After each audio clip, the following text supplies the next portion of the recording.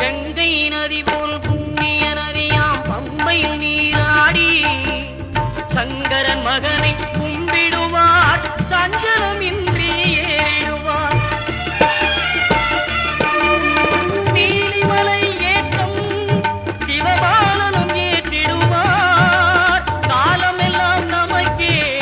அருள்காவலராயிருப்பார் தேகபலம் தா பாதபலம் தா தேகபலம் தா பாதபலம் தா தேகபலம் தா